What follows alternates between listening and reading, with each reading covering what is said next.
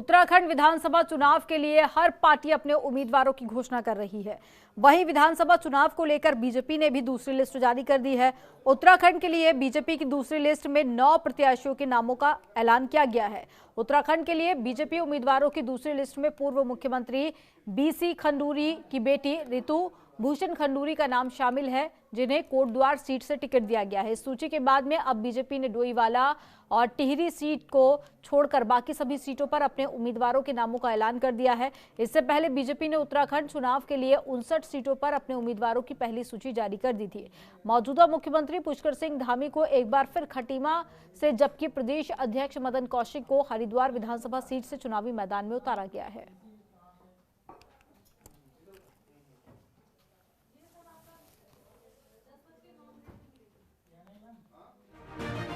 कोटद्वार से रितु भूषण खंडूरी को टिकट दिया गया है, तो वहीं केदारनाथ से शैला रानी रावत चुनावी मैदान में होंगी, बीजेपी की प्रत्याशी होंगी। और साथ ही झबरेड़ा से बीजेपी ने राजपाल सिंह को कैंडिडेट बनाया है।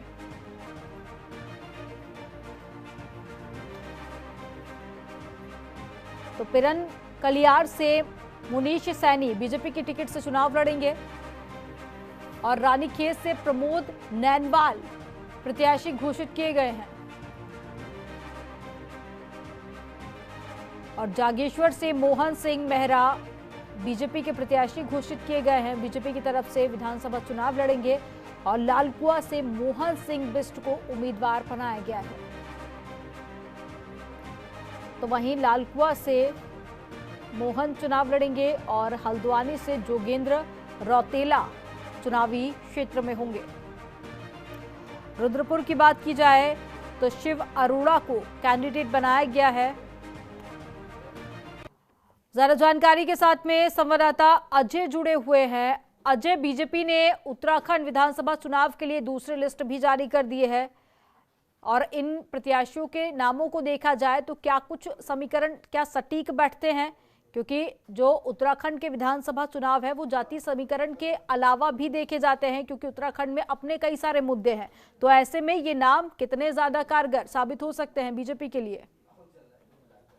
देखिए, जो बीजेपी ने अपनी दूसरी लिस्ट में 9 प्रत्याशियों के नाम का ऐलान किया है, इसमें काफी दिलचस्प मुकाबला कई जगह देखने को मिलेगा। और जो कोटद्वार सीट है, वहां पर पूर्व मुख्यमंत्री बीसी खंडूरी की पुत्री रितु खंडूरी को टिकट बीजेपी ने दिया है। और एक बार फिर से कोटद्वार में चूंकि खंडूरी परिवार से और कांग्रेस के नेता से मुकाबला होगा, और वहां पर चूंकि कांग्रेस के जो वरिष्ठ नेता हैं वो चुनावी मैदान में हैं, पूर्व स्वास्थ्य मंत्री रहे हैं, वो चुनावी मैदान में हैं। और ऐसे में एक बार फिर से यहाँ पर एक बड़ा मुकाबला देखने को मिल सकता है। कुल मिलाकर के जो बाकी के अन्य सीटों पर बीजेपी की ओर से प्रत्याशी बनाए गए हैं, बीजेपी ने अपनी पूरी रणनीति पहले से तैयार कर ली थी। और इन सीटों को पहले से रोका गया था, क्योंकि ये देखा जा रहा था कि कांग्रेस की ओर से क्या स्टैंड रहेगा। हालांकि पहले बीजेपी को ही अपनी लिस्ट घोषित करनी पड़ी थी, और उसके बाद से कांग्रेस ने देर रात को अपनी लिस्ट घोषित की है। तो कुल मिलाकर के जो सभी स्थितियां जो साफ हो गई है, और बीजेपी ने मात्र 2 सीटों को ही होल्ड पर रखा हुआ है। डोईवाला विधानसभा सीट से पूर्व मुख्यमंत्री त्रिवेंद्र सिंह रावत चूंकि वहां पे विधायक रहे हैं, तो उन्होंने चूंकि मना कर दिया है कि वो चुनाव नहीं लड़ना चाहते हैं। इसी तरह से टिहरी सीट को भी होल्ड पर रखा गया है। तो अब ये स्थिति साफ हो रही है कि संभवतः टिहरी सीट पर जल्द किशोर उपाध्याय को मैदान में उतारा जाएगा, और डोईवाला सीट पर भी किसी बड़े चेहरे को उतारने की कवायद इस समय उसके बीजेपी की ओर से की जा रही है। तो कुल अजय, मिलाकर बीजेपी की तरफ से सिर्फ 2 सीटें हैं जिस पर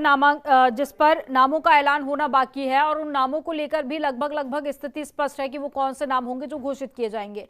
लेकिन बीते दिनों हमने देखा कि बीजेपी की तरफ से गुटबाजी की भी बातें सामने आ रही थी। टिकट न मिलने से कई सारे विधायकों की नाराजगी की खबरें भी हमने देखी।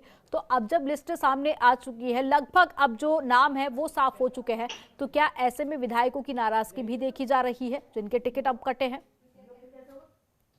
जी हाँ, देखिए, सबसे बड़ी बात यह है कि इन दोनों लिस्ट में बीजेपी ने 13 सिटिंग एमएलए के टिकट काटे हैं। हालांकि 3 सीटों पर बीजेपी ने डैमेज कंट्रोल कर लिया है, एक तरह से मैनेज किया है। चूंकि रितु खंडूरी को यमकेश्वर से उनका टिकट काटा गया था, तो अब उनको कोटद्वार से चुनावी मैदान में उतारा जा रहा है।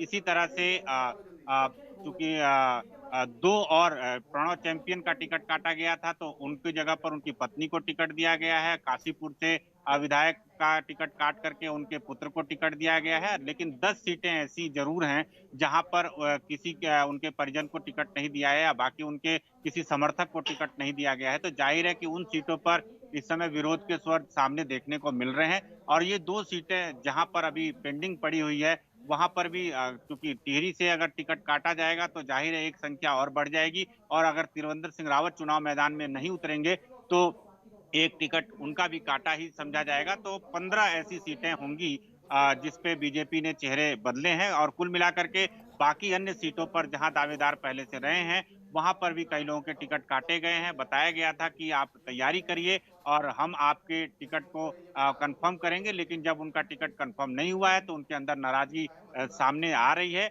और करीब 26 ऐसी सीटें अब तक देखने को मिली हैं जहां पर बीजेपी के जो तमाम दिग्गज नेता हैं, जो पहले से तैयारी कर रहे थे, वो अब बागी प्रत्याशी के तौर पर नामांकन कर रहे हैं और वो ये बता रहे हैं कि वो बागी प्रत्याशी के तौर पर चुनाव मैदान में रहेंगे। हालांकि बीजेपी की ओर से तमाम कवायद की जा रही है, ये कोशिश किया जा रहा है कि जितने ऐसे लोग हों जो उनको मनाया जाए। और ये भी देखा जा रहा है, देखिए उत्तराखंड चुनाव में सबसे एक अहम रोल होता है भीतर घातियों का, जो पार्टी के साथ रहते हैं, पार्टी के जो अधिकृत प्रत्याशी रहते हैं उनके साथ रहते हैं। लेकिन जब चुनाव मैदान में जब वोटिंग की बारी आती है तो वो अंदर खाने भीतर घात करते हैं। तो ऐसे में पार्टी के जो रणनीतिकार हैं वो इस ओर भी देख रहे हैं कि भीतर घात जैसी स्थिति अगर होती है तो वो कौन से ऐसे नेता हैं जो इस स्थिति को अंजाम दे सकते हैं और उनके अधिकृत प्रत्याशी को हराने में जुटे हुए हैं।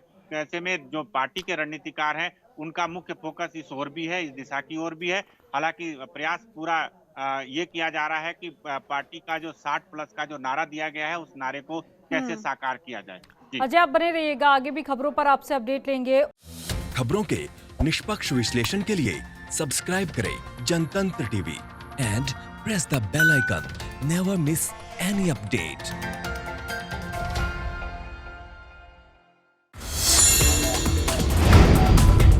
Download the Janatantra TV app, available on Google Play and App Store. Download it now.